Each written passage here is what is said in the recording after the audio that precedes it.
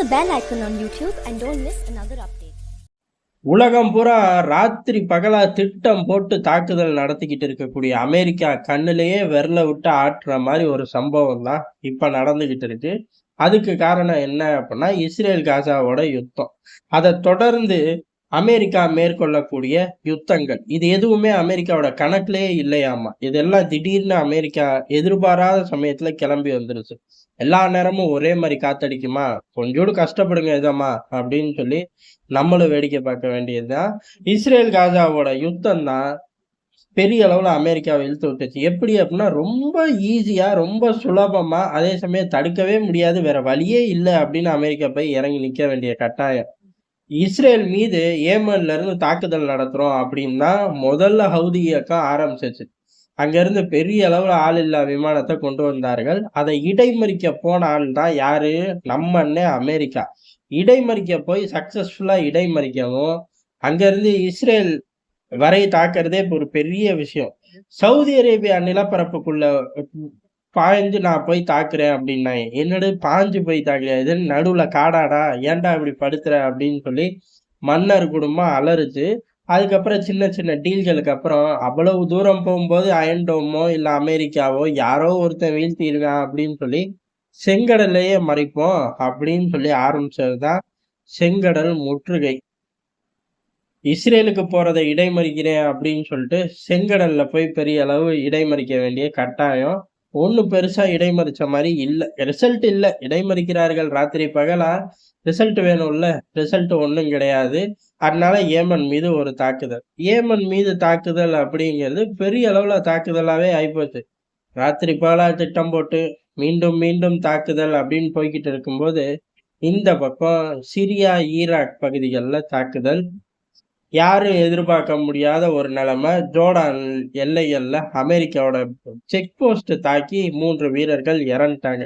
படார் படார் படார்னு அமெரிக்காவை வெவ்வேறு களத்துல இறக்கி விட்டுருச்சு. இறக்கி விட்டது யாரு அப்படின்னா இஸ்ரேல் தான், பெஞ்சமின் நெதன்யாகு தான். ஆனா இதை வெளில சொல்ல முடியுமா? இல்ல சொன்னா தான் எதுவும் தீர்வு கிடைக்க போதா? ஒன்றும் கிடையாது. யுத்தத்தை சந்திக்க வேண்டியதா அமெரிக்கா சந்திச்சுக்கிட்டு இருக்கு. இன்னொரு பக்கம் இஸ்ரேலை இப்படி இறக்கி விட்டது யாரு அப்படின்னு பார்த்தோம்னா அக்டோபர் 7 ஹமாஸ். ஒவ்வொருத்தர் பாக்கெட்லயும், அதாவது இஸ்ரேல் பாக்கெட்லயும் சரி, அமெரிக்கா பாக்கெட்லயும் சரி, ஹமாஸ் பாக்கெட்லயும் சரி, ஏகப்பட்ட காரணங்கள் இருக்கு. அது நியாயம் அநியாயம் நமக்கு தேவையில்லை, இங்கே நடக்கிறத மட்டும்தான் நம்ம பார்க்கிறோம். நம்ம தீர்ப்பு கொடுக்கக்கூடிய இடத்துலயும் இல்ல, அதுக்கான தீர்வை கொடுக்க வேண்டிய இடத்துலயும் இல்ல. அதனால கமெண்ட்ல என்னைய திட்டுறதுனால 5 காசுக்கு பிரயோஜனம் இல்லை பாஸ். இந்தியா சார்ந்த விவகாரங்கள் அப்படின்னாலும் சில வட்டாரத்துல கசிய விடுற தகவல் நம்ம கைக்கு கிடைக்கும். இதெல்லாம் நம்ம கையிலேயே இல்லாத ஒண்ணு. இன்டர்நேஷனல் ஏஜென்சிகள் எதை கொடுக்குறார்களோ அதுல வரிகளுக்கு நடுவுல உள்ளதை மட்டும்தான் நம்ம எடுத்து சொல்றோம். அதனால என்னைய ஓரளவுக்கு மேல திட்டுறது உங்களுக்கு சந்தோஷம்னா திட்டிக்கலாம். ஆனா அது எந்த அளவு பிரயோஜனம் இல்லைங்கிற யதார்த்தமான உண்மையை புரிஞ்சு திட்டுங்க அப்படிங்கிறதா எங்களோட வேண்டுகோள். சரி, இஸ்ரேலை இழுத்து விட்ட ஹமாஸ் அக்டோபர் 7 அந்த பயபிள்ளைக என்ன பண்றாங்க அப்படிங்கிறதா. அந்த பயபிள்ளைக 2 டீமா இப்ப இருக்கார்கள். எப்பயுமே 2 டீம் தான். ஒண்ணு களத்துல இராணுவமா ஆயுதம் ஏந்தி போராடக்கூடிய டீம், இன்னொரு டீம் கத்தார்ல உட்கார்ந்துகிட்டு அரசியலா இந்த விஷயத்த நகர்த்துறது. ரெண்டுமே ஒரு இயக்கத்துக்கு தேவை. அதுக்குள்ள பல முரண்பாடுகள் அவர்களுக்குள்ளேயே இருக்கு. அப்பப்ப சண்டை போட்டுக்குவாங்க. இங்க துப்பாக்கி தூக்கி நிக்கிறது நான் தானே, நீ கத்தார்ல சேஃபா தானே இருக்க, கத்தார்ல மட்டும் நான் என்ன ஷாப்பிங்கா போய்கிட்டு இருக்கேன், என்ன கொள்ளவும் தானே 1000 ஏஜென்சிகள் குறி வச்சிருக்கு அப்படின்னு அவங்களுக்குள்ளேயுமே பல சண்டைகள் இருக்கு. அதே மாதிரி இப்ப களத்துல இருக்கக்கூடிய சிங்வார் டீம் பெரிய அளவு ஒரு போர் நிறுத்தம், ஒரு 6 வார போர் நிறுத்தத்தை மட்டும் கொண்டு வந்துருவோம், அதன் மூலியமா படைகளையும் நான் ஒண்ணு சேர்த்துருவேன், அதே மாதிரி சில விஷயங்களை உள்ளுக்குள்ள செய்ய வேண்டியதை செஞ்சிருவேன், மேபி இவர்களோட வெவ்வேறு லொகேஷனுக்கு டிரான்ஸ்ஃபர் ஆகணும் மாட்டுக்கு, அதை பண்ணி முடிச்சிருவோம். அதே மாதிரி இந்த காலகட்டத்துல காசாக்கு தேவையான உதவி பொருட்கள், மருந்து, உணவு, பெட்ரோல் போன்ற விஷயங்கள் எல்லாம் உள்ளுக்குள்ள முழு வேகத்துல பம்ப் ஆகக்கூடிய விஷயத்த நம்ம பார்ப்போம் அப்படின்னு சொல்லி சிங்வார் டீம் சொல்லுது.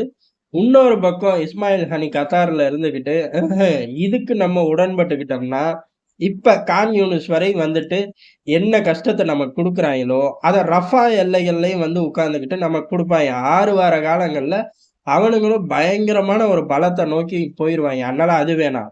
நிரந்தரமான யுத்த நிறுத்தம். அதே சமயம் யுத்த நிறுத்தத்துக்கு அப்புறம் காசாவ முழுமையா கட்டமைச்சு தந்துரணும். இதுக்கு சத்தியம் பண்ணணும் அப்படின்னு சொல்லி விடாப்பிடியா அவரு இஸ்மாயில் கனி ஒரு பக்கம் நிக்கிறாரு. இந்த 2 பக்கமும் 2 கருத்துக்களோட பயணிச்சுட்டாங்க. ஏகப்பட்ட வாரங்கள் ஓடிப்போச்சு. இப்ப ஏகப்பட்ட வாரங்கள் ஓடுனதுக்கு அப்புறம் அவர்களுக்குள்ளேயே ஒரு ஈகோ கிளாஷ் அப்படின்னு சொல்லி அமெரிக்க ஏஜென்சிகள் வெளியிட்டிருக்கார்கள். புடிச்சவங்க நம்பலாம், புடிக்காதவங்க தூக்கி போட்டுறலாம். அதே மாரி இந்த மாரி கிளாஷ் நடக்க வாய்ப்பு இருக்கான்னு கேட்டா, வாய்ப்பு இருக்கு. எப்பயுமே இவர்கள் மட்டும் கிடையாது. ஹமாஸ் இயக்கம் மட்டும் கிடையாது. எந்த இயக்கங்கள்லாம் இந்த மாரி அரசியல், ஆயுத பிரிவு அப்படின்னு தனித்தனியா இருக்கிறார்களோ, அதே சமயம் அரசியல் ஆயுத பிரிவு ஒரே நிலப்பரப்புக்குள்ள உட்காரலையோ, அந்த இடங்கள்ல பூரா சண்டை, சச்சரவு கொஞ்சம் கூட தான். அதுல ஹமாஸும் விதிவிலக்கு இல்ல. இப்ப இந்த விஷயம் பல வாரங்களா 2 பேரும் 2 விஷயங்கள மனசுக்குள்ள வச்சுட்டு ஓட்டிக்கிட்டு இருந்தாலும், இப்ப இதுல ஒரு விஷயத்த அமுல்படுத்தியே ஆகணும் அப்படின்னு 2 பேரும் ஸ்ட்ரிக்ட்டா இருக்காங்க. யார் ஜெயிக்க போறார் அப்படிங்கிறது நாட்கள் செல்ல செல்ல தான் தெரிய வரும். ஏன் அப்படின்னா, ஒட்டுமொத்தமா பேச்சுவார்த்தை குழுவோட பயணிக்க போறது இஸ்மாயில் ஹனி டீம் தான். அதே சமயம் இஸ்மாயில் ஹனி டீம் என்ன பண்ணாலும், இங்க காசால ஹோல்டு இருக்கிற வரையும் தான் அவர்கள் டேபிள்ல பலமா உட்கார்ந்து பேச முடியும்.